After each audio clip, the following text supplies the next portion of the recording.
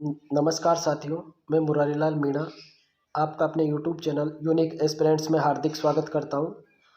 कल जैसा कि आपको पता है आरएस प्रारंभिक परीक्षा का नोटिफिकेशन जारी हो चुका है और हमारे पास अब 100 दिन का वक्त है। उस सितंबर अंत तक या अक्टूबर के द्वितीय सप्ताह तक इस परीक्षा का आयोजन करवा लिया जाएगा।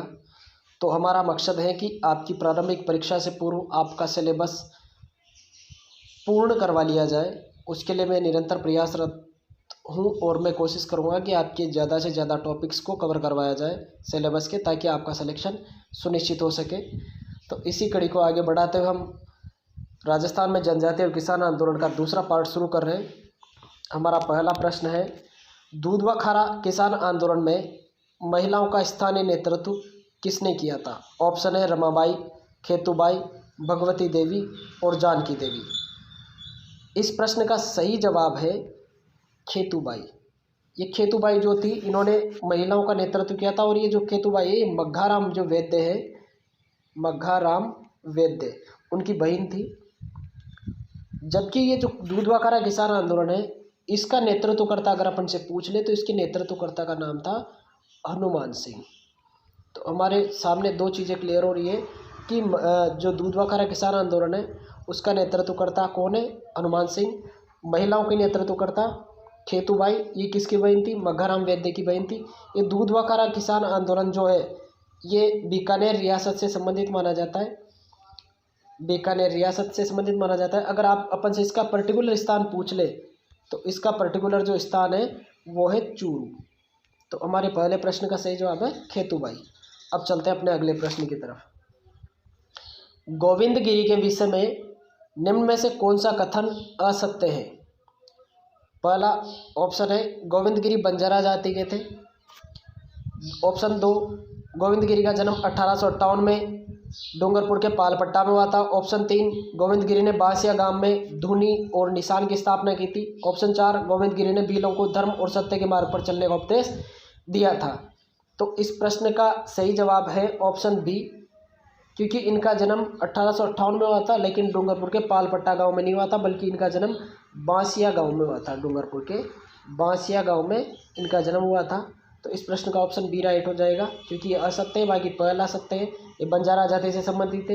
इन्होंने बासिया गाँव में धूनी और निशान की स्थापना की थी, ये भी सत्य है। इन्होंने भीलों को धर्म और सत्य के मार्ग पर चलने का उपदेश दिया था, ये भी सत्य है। तो हमारा ऑप्शन बी इस प्रश्न का सही जवाब रहेगा। हमारा अगला प्रश्न है, मेवाड़, डूंगरपुर और बांसवाड़ा में स्थानीय स्वदेशी आंदोलन का नेतृत्व किसने किया था? यहाँ के मेवाड़, डूंगरपुर और बांसवाड़ा में। ऑप्शन है अर्जुनलाल सेठी, दामोदर दास राठी, स्वामी गोविंद गिरी और जमनालाल बजाज। तो इस प्रश्न का सही उत्तर है स्वामी गोविंद गिरी, इन्होंने यहाँ पर नेतृत्व किया था। अब चलते हैं अपने अगले प्रश्न पर। जयपुर रियासत में मीणाओं द्वारा मुक्ति दिवस कब मनाया गया? ऑप्शन है 28 अक्टूबर 1946, 31 दिसंबर 1945, 7 अप्रैल 1944 और 7 मार्च 1922। तो इस प्रश्न का सही जवाब है 28 अक्टूबर 1946। इस दिन जो एक अधिवेशन हुआ था, मतलब अधिवेशन क्या, महासम्मेलन उसको बोल सकते हैं, वो हुआ था बालावास सीकर के अंदर। अगर अपन से पूछ ले तो उस जगह का नाम था बालावास। ये हुआ था सीकर के अंदर 28 अक्टूबर 1946 को।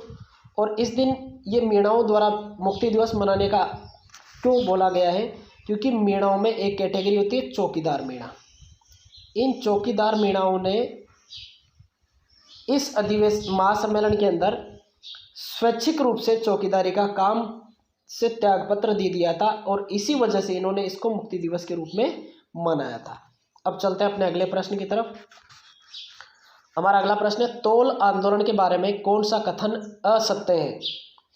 ऑप्शन ए है मारवाड़ में 200 तोले का एक शेर था, लोगों ने इसे 80 तोले का शेर करने की मांग की थी। दूसरा ऑप्शन है सामाजिक कार्यकर्ता चांदमल सुराणा ने मारवाड़ सेवा संघ के कार्यकर्ताओं के साथ हड़ताल शुरू कर दी। ऑप्शन 3 है राजस्थान सरकार ने इस मांग को मानते हुए 80 तोले का एक शेर कर दिया। ऑप्शन डी है ये मारवाड़ के लोगों की पहली विजय थी। तो इस प्रश्न का सही जवाब है ऑप्शन ए, क्योंकि इसमें लिखा हुआ है 200 तोले का एक शेर था और 80 तोले का शेर करने की मांग की। ये गलत है, 200 तोले का शेर नहीं था, बल्कि 100 तोले का एक शेर होता था। और इस तोले के शेर को राजस्थान सरकार और ब्रिटिश सरकार ने दोनों ने मिलकर 100 तोले का जो होता था उसको 80 तोले का कर दिया था। इसी की वजह से जन आक्रोश बढ़ा था और यही वजह थी इस आंदोलन की मुख्य रूप से। ये मारवाड़ के अंदर हुआ था तोला आंदोलन। इसका संबंध मारवाड़ रियासत से माना जाता है। और जो चांदमल सुराणा है, इन्होंने मारवाड़ सेवा संघ के कार्यकर्ताओं के साथ एक बार हड़ताल की थी और यही चांदमल सुराणा इस आंदोलन के अग्रणी नेता माने जाते हैं। इन्हीं के नेतृत्व में हुआ था। हमारा तीसरा ऑप्शन है वो बिल्कुल सत्य है, 80 तोले का शेयर कर दिया। और मारवाड़ के लोगों की पहली विजय थी, ये भी बिल्कुल सत्य है। अब चलते हैं अपने अगले प्रश्न की तरफ। हमारा अगला प्रश्न है भरतपुर किसान आंदोलन के बारे में कौन सा कथन सत्य है। इस प्रश्न में अपन को 3 असत्य कथन मिलेंगे जबकि एक ही सत्य मिलेगा और उसी की जांच अपन को करनी है। नहीं, ऐसा भी नहीं है।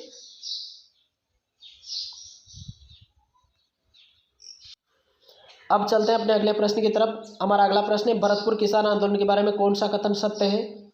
ऑप्शन ए है यहाँ की 95% भूमि सीधे राज्य के नियंत्रण में थी।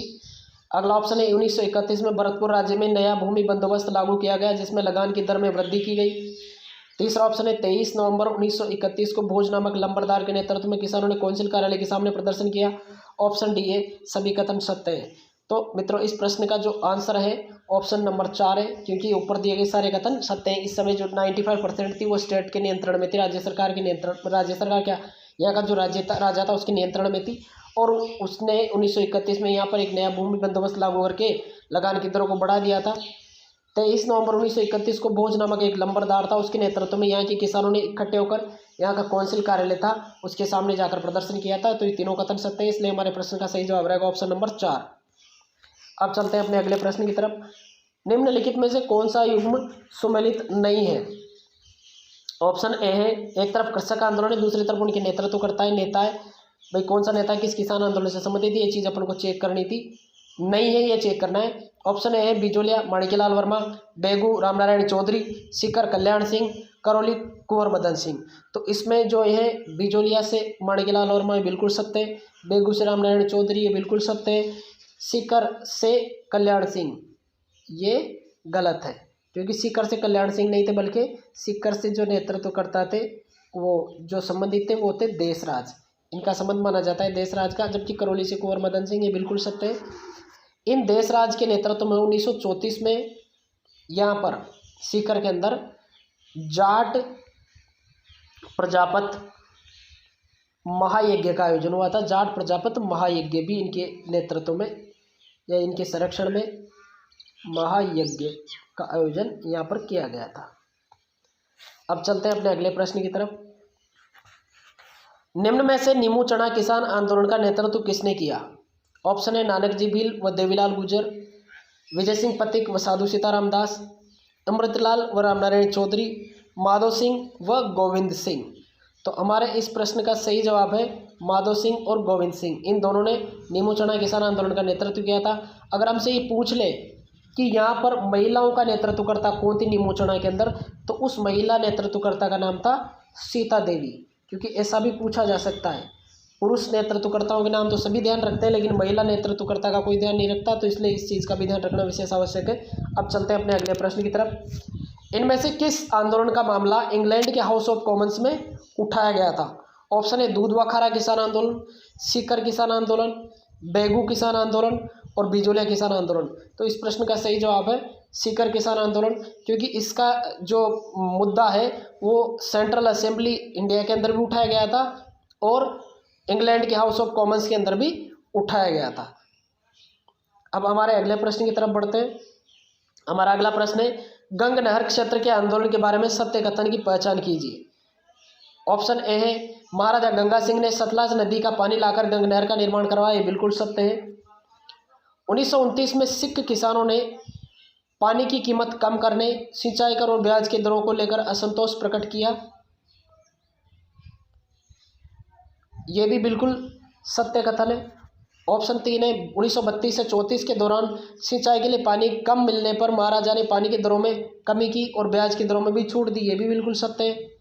चौथा ऑप्शन है 11 अप्रैल 1930 को बीकानेर राज्य में एक आदेश पारित किया गया जिसमें जागीरदार को लगान न देना अपराध घोषित किया गया, इसकी जमानत नहीं हो सकती थी, तो ये भी सत्य है।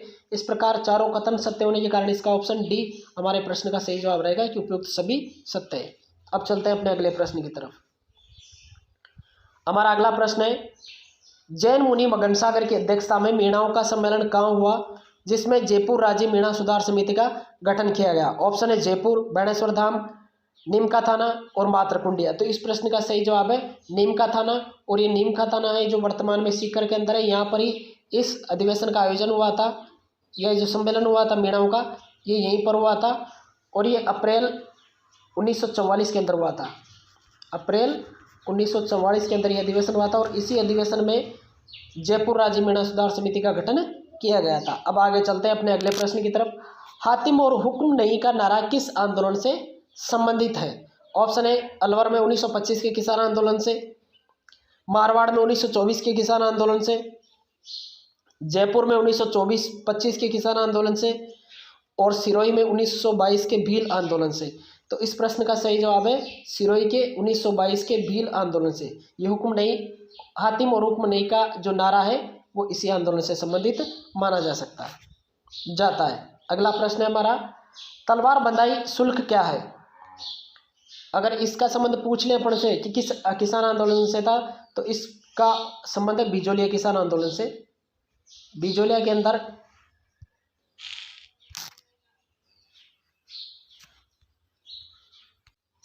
हमारा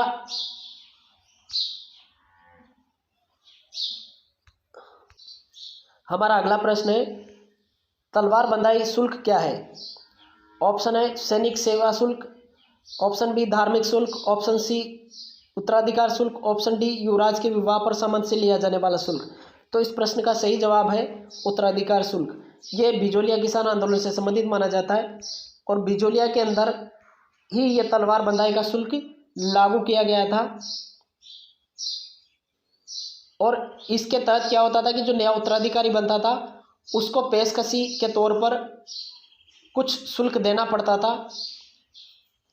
ये जो पृथ्वी सिंह थे यहाँ के शासक, उनके समय पर यह शुरू किया गया था और ये वैसे तो लिया जाना तो जागीरदारों से था, लेकिन जागीरदारों ने इसका भार भी सामान्य जनता पर डाल दिया। इस वजह से इसका विरोध किया गया था। इसके अगर अपन अन्य नाम देखें कि तलवार बंधाई के अन्य नाम भी अपन को ध्यान रखने चाहिए, तो उनमें नाम थे जैसे हुक्मनामा, पेशकशी, कैद खालसा। तो इस प्रकार अपन को ये चीज़ें भी ध्यान रखनी है। अब चलते हैं अपने अगले प्रश्न की तरफ। हमारा अगला प्रश्न है, शेखावाटी किसान आंदोलन के बारे में निम्न कथनों पर विचार करें और सत्य कथन का चयन करें। ऑप्शन ए है यहाँ की भूमि खालसा और जागीरी दो भागों में बटी हुई थी, ये बिल्कुल सत्य है। ऑप्शन बी है खालसा क्षेत्र में सीकर का राव राजा सीधा लगान वसूल करता था, ये भी सत्य है क्योंकि खालसा क्षेत्र में लगान वसूली का अधिकार सीधे राजा को होता था।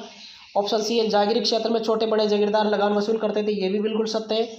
ऑप्शन डी यहाँ के किसानों की प्रमुख समस्या जागीरदारों के अत्याचार, लगान में वृद्धि, बेगार लिया जाना और किसानों की औरतों से छेड़छाड़ किया जाना थी, ये भी बिल्कुल सत्य है। तो हमारे चारों कथन सत्य होने से इस प्रश्न का आंसर हो जाएगा ऑप्शन 4, उपयुक्त सभी। अब चलते हैं अपने अगले प्रश्न की तरफ। बिजोलिया किसान आंदोलन के विषय में निम्न में से कौन सा कथन सही है? ऑप्शन ए है इसका नेतृत्व साधु सीताराम दास ने किया। ऑप्शन बी यह आंदोलन 1857 में आरंभ हुआ। ऑप्शन सी राव गोपाल सिंह बिजोलिया के सरदार थे। ऑप्शन डी कृष्ण सिंह ने किसानों पर 64 प्रकार के कर लगाए। तो इसका सही आंसर है ऑप्शन ए, साधु सीताराम दास से संबंधित माना जाता है, जबकि ये आरंभ हुआ था 1897 में। तो ऑप्शन 2 तो हमारा आंसर गलत हो गया।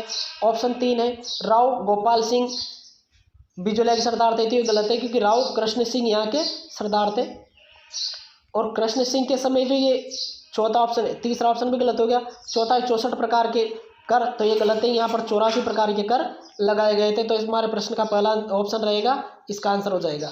अब चलते हैं अपने अगले प्रश्न की तरफ। वर्ष 1921 में किसानों का शोर विरोधी आंदोलन किस राज्य में हुआ था?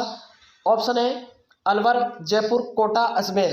तो इस प्रश्न का सही आंसर है अलवर। अलवर रियासत के अंदर क्या कर रखा था, यहाँ के जो शासक थे उन्होंने सुअरों को मारने पर प्रतिबंध लगा रखा था और इस समय जो शासक थे उनका नाम था जय सिंह। तो इन्होंने प्रतिबंध लगा रखा था, तो ये सुअर खड़ी फसलों को बर्बाद कर देते थे और इसी की वजह से 1921 में के किसानों ने आंदोलन किया था। हमारा अगला प्रश्न है, माधो सिंह और गोविंद सिंह का संबंध निम्नलिखित में से किस आंदोलन से माना जाता है? ऑप्शन ए है बूंदी किसान आंदोलन, ऑप्शन बी मेवाड़ किसान आंदोलन, ऑप्शन सी अलवर किसान आंदोलन, ऑप्शन डी बिजोले किसान आंदोलन। तो इस प्रश्न का सही जवाब है अलवर किसान आंदोलन। माधो सिंह और गोविंद सिंह का संबंध अलवर किसान आंदोलन से माना जाता है। अब चलते हैं अपने अगले प्रश्न की तरफ। मेवाड़, वागड़ और आसपास के क्षेत्रों में भीलों में सामाजिक सुधार के लिए लसोड़िया आंदोलन का सूत्रपात किसने किया? Option A Surmal Das, option B Motilal Tejawat, option C Mavji, option D Govindgiri. इस प्रश्न का सही आंसर है संत मावजी। इन्हीं संत मावजी ने यहाँ पर अछूतों को सामाजिक रूप से एकता के लिए, अछूतों के लिए इसको आरंभ किया था। और अपन से अगर ये पूछ लिया जाए कि किस क्षेत्र में हुआ था, तो ये लसोड़िया आंदोलन उदयपुर क्षेत्र के अंदर, मेवाड़ क्षेत्र के अंदर मान सकते हैं।